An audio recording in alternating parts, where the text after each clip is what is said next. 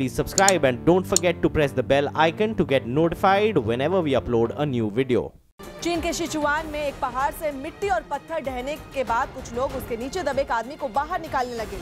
ये आदमी वहां हो रही बारिश के दौरान पहाड़ के किनारे से गुजर रहा था, तभी चट्टान खिसकने से वो उसके मलबे के नीचे दब गया, जिसके कुछ ही देर बाद वहां पहुंचे बचाव दल के सदस्य उस आदमी को बाहर निकालने लगे। इससे पहले मिट्टी के नीचे दबे आदमी को तलाशने के बाद बचाव दल ने फावड़े से मिट्टी हटाना शुरू किया। इसी दौरान वो सावधानी से फावड़ा चला रहे थे कि थोड़ी ही देर में मिट्टी के नीचे दबे आदमी का सिर दिखाई देने लगा, जिसके बाद बचाव दल का एक सदस्य हाथ से मिट्टी हटाने लगा।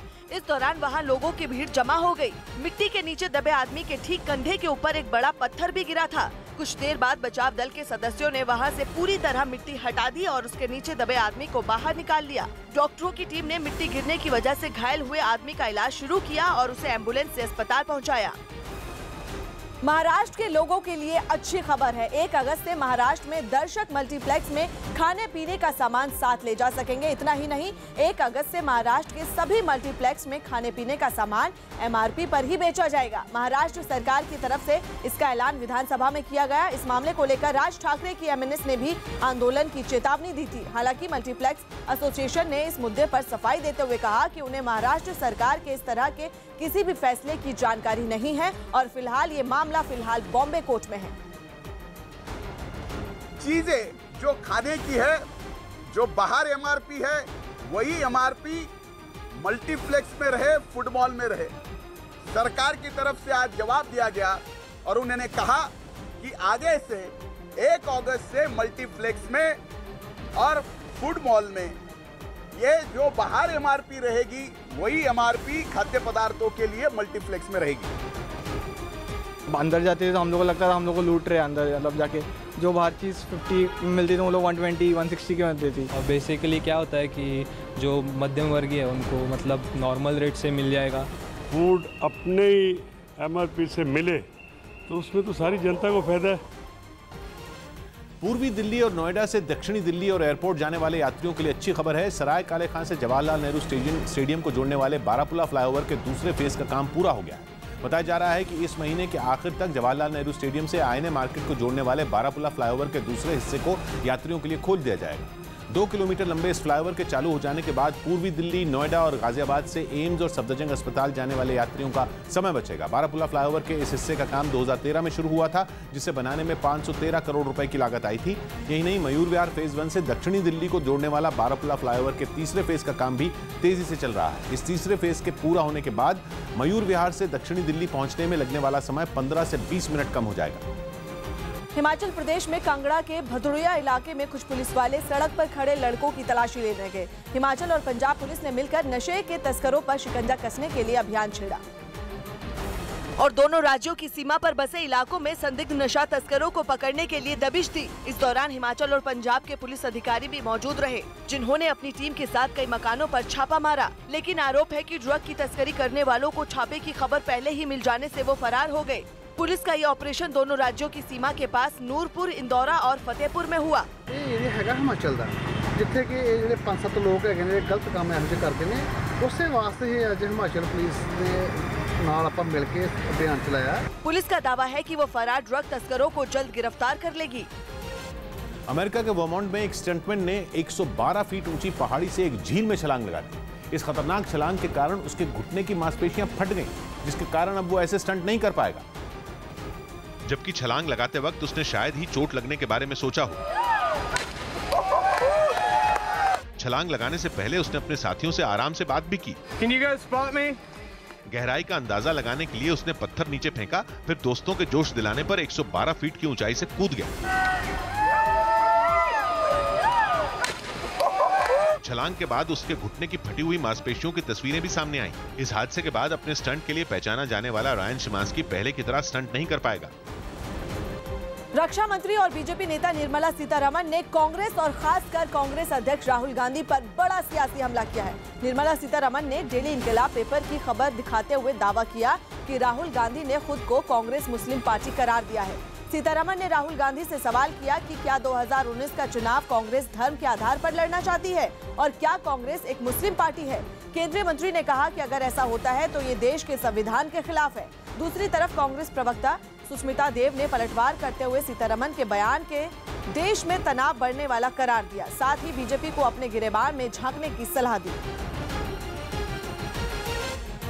The copy which I'm showing here, it's very clearly reported that the president of the Congress party has said that Congress is a Muslim party.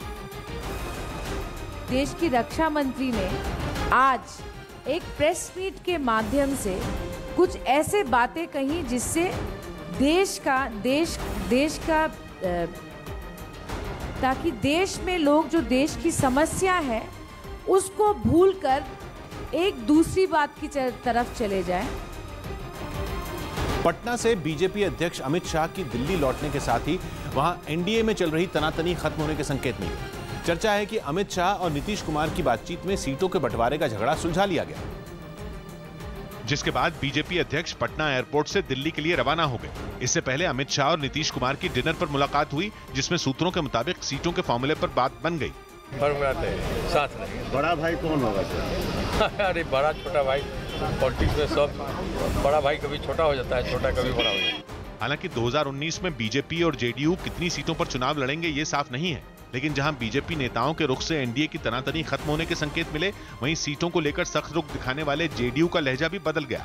ये सीट का मामला नहीं बनता, ये दिल जब मिल गया तो सीट कोई मायने नहीं रखता है। इससे पहले अमित शाह ने बिहार में बीजेपी और जेडीयू गठबंधन के मजबूत होने का दावा किया और साथ ही विपक्षी दलों को नीतीश कुमार पर डोरे नहीं डालने की नसीहत भी दी। वहीं आरजेडी ने एनडीए के आपसी झगड़े की ओर इशारा करते हुए नीतीश कुमार पर हमला बोल दिया और दावा किया कि बीजेपी और जेडीयू की दोस्ती के बावजूद जीत महागठबंधन की ही होगी। नो एंट्री न टांग दिया सर, गेट बंद कर दिया तो क्या करे, लौट गया फिर अपन खोता में। उधर नेता विपक्ष तेजस्वी यादव ने भी ट्वीट के जरिए नीतीश कुमार पर सांप्रदायिकता से समझौता करने का आरोप लगाया। तेजस्वी ने लिखा कि अमित शाह के साथ डिनर करने के बाद नीतीश कुमार ने अपने पसंदीदा साथी गिरिराज सिंह और कंपनी के साथ मिलकर महिलाओं के खिलाफ बढ़े अपराध, भ्रष्टाचार और बीते 1 साल में उजागर हुए 5,000 करोड़ के घोटाले का जिक्र किए बिना सांप्रदायिकता के खिलाफ लड़ाई तेज कर दी है। अमेरिका के कैलिफोर्निया में एप्पल कंपनी के एक शोरूम में कुछ लोग अचानक घुसे और करीब 18.5 लाख रुपए का कीमती सामान लूटकर भाग खड़े हुए।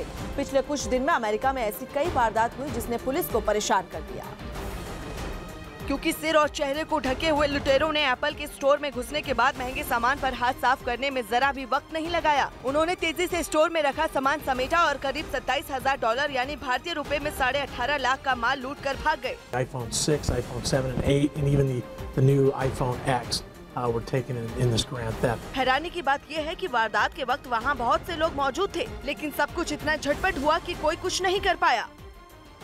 ऐसी ही वारदात सैन फ्रांसिस्को में हुई, जहां लुटेरों ने एप्पल की एक ही स्टोर को 2 बार निशाना बनाया। पुलिस को शक है कि लूट के सभी मामलों के पीछे एक ही गैंग हो सकता है जो एप्पल स्टोर को निशाना बनाता है। सैन फ्रांसिस्को के स्टोर में इस गैंग ने लूट के तरीके से थोड़ा सा बदलाव किया। सिर और चेहरा ढके लुटेरों ने पहले फोन देखने का बहाना किया, फिर एक झटके में वहां रखा सामान समेटा और भाग खड़े हुए। इस लूट में चोरों ने $19,000 यानी करीब 13 लाख के माल पर हाथ साफ कर दिया। इसी स्टोर पर कुछ दिन पहले भी लोग महंगे फोन लूट ले गए थे। पुलिस ने सीसीटीवी से कुछ लुटेरों की तस्वीरें निकाली हैं और जल्द ही आरोपियों को पकड़ने का दावा किया। दिल्ली में मिंटो रोड ब्रिज के नीचे डीटीसी की एक बस पूरी तरह पानी में डूब गई। वहां कुछ घंटों तक हुई जोरदार बारिश ने प्रशासन की तैयारियों की पोल खोलकर रख दी, जिसकी एक झलक कनॉट प्लेस के मिंटो ब्रिज के नीचे दिखी। भारी बारिश की वजह से मिंटो ब्रिज के नीचे से गुजर रही डीटीसी की एक बस पूरी तरह पानी में डूब गई। पुल के नीचे ही पानी जमा है। कई लोगों की ट्रेन इस वजह से छूटी है क्योंकि यहाँ पर पानी जमा था, गाड़ियाँ गुजर नहीं पाई। बताया गया कि बस में सवार लोगों को काफी मशक्कत के बाद वहां से निकाला गया। इस बस के आसपास डीटीसी की कुछ और बसें भी पानी में आधी डूबी दिखाई दी। एक बारिश में, कुछ मिनटों की बारिश में अगर राजधानी दिल्ली की हालत हो सकती है तो अंदाजा लगा सकते हैं कि मानसून की पूरी बारिश से निपटने के लिए दिल्ली कितनी तैयार है। खतरा बढ़ता देख वहां मौजूद कुछ लोगों ने रस्सी लगाकर रास्ता रोक दिया और लोगों को उधर जाने से मना करने लगे। बारिश से मुसीबत की एक और तस्वीर दिल्ली सचिवालय में भी दिखी, जहां बारिश शुरू होने के कुछ ही देर बाद अंदर तक पानी भर गया, जबकि बारिश का पानी सचिवालय की छत से झरने की तरह गिरने लगा।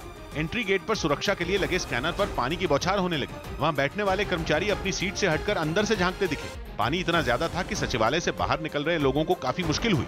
वहीं दिल्ली के साउथ एवेन्यू में भी बारिश में सड़कें लबालब भर गईं। बुकिंग जोन है, यानी कि तमाम बड़े जो लोग हैं वो यहाँ रहते हैं, राजनेता यहाँ पर रहते हैं। और फिलहाल यहाँ की सड़क का हाल आप देखिए किस तरीके से पूरा तालाब में तब्दील हो चुकी है ये सड़क। बारिश की वजह से दिल्ली के कई रास्तों पर लंबा जाम लग गया, जिसकी वजह से ITO, मंडी हाउस, पुरानी दिल्ली और साउथ दिल्ली के कई इलाकों में सड़कों पर गाड़ियों की रफ्तार धीमी पड़ गई। हालांकि इस बारिश से दिल्ली के लोगों को तेज गर्मी से राहत भी मिली, जिसके बाद कई जगहों पर लोग बारिश का लुत्फ उठाते नजर आए। लेकिन ज्यादातर इलाकों में पानी भरने की वजह से लोग परेशान दिखे। दिल्ली के उद्योग भवन इलाके में सड़क पर पानी भरने की वजह से गाड़ियां पानी में आधी डूबी दिखी। यहाँ पर जितनी भी गाड़ियां होकर आ रही हैं वो इस गोल चक्कर के पास आकर काफी धीमी हो जा रही हैं और आप देख सकते हैं इस वजह से यहाँ पर जाम लगना शुरू हो गया है। मौसम विभाग ने दिल्ली NCR में 15 जुलाई तक लगातार बारिश की संभावना जताई है। मुंबई की क्राइम ब्रांच ने गैंगस्टर गुरु साटम गैंग के 5 लोगों को बिल्डर से हफ्ता वसूली के मामले में गिरफ्तार किया है। इन लोगों के पास से पुलिस को 11 मोबाइल, 2 रिवॉल्वर और 5 जिंदा कारतूस बरामद किए गए हैं। गिरफ्तार 5 आरोपियों पर गैंगस्टर गुरु साटम के इशारे पर एक बिल्डर को हफ्ता वसूली के लिए धमकाने का आरोप है। कोर्ट ने 5 आरोपियों को 21 जुलाई तक पुलिस रिमांड में भेज दिया है। उनके पास से 2 पिस्टल, 5 राउंड्स और 11 मोबाइल्स रिकवर किए हैं। ये सब जो 5 लोग अरेस्ट किए थे उनको आज कोर्ट में पेश किया गया। उनको 21 जुलाई तक पुलिस कस्टडी रिमांड दिया गया है। भारत, सिंगापुर और थाईलैंड की एक रिसर्च टीम की रिपोर्ट में दावा किया गया कि हवा में मौजूद महीन कण यानी पार्टिकुलेट मैटर से दिल्ली में हर साल हजारों लोगों की जान चली जाती है। इस टीम ने दुनिया के 13 बड़े शहरों में प्रदूषण से होने वाली मौत के आंकड़ों पर रिसर्च की, जिनमें दिल्ली तीसरे नंबर पर रही, जहां 2016 में प्रदूषण की वजह से करीब 15,000 लोगों को अपनी जान गंवानी पड़ी। रिपोर्ट में दावा किया गया कि हवा में घुले पार्टिकुलेट मैटर की वजह से दिल और फेफड़े की बीमारियों के अलावा सांस से जुड़ी बीमारियां भी लोगों की मौत की वजह बनी। दिल्ली के बाद भारतीय शहरों में चौथे पायदान पर मुंबई का नाम आया, जहां करीब 11,000 लोगों की मौत प्रदूषण की वजह से होने का दावा किया गया। रिपोर्ट में बताया गया कि 2016 में प्रदूषण की वजह से सबसे ज्यादा मौत चीन की राजधानी बीजिंग में हुई, जहां एक साल में 18,200 लोगों को जान गंवानी पड़ी।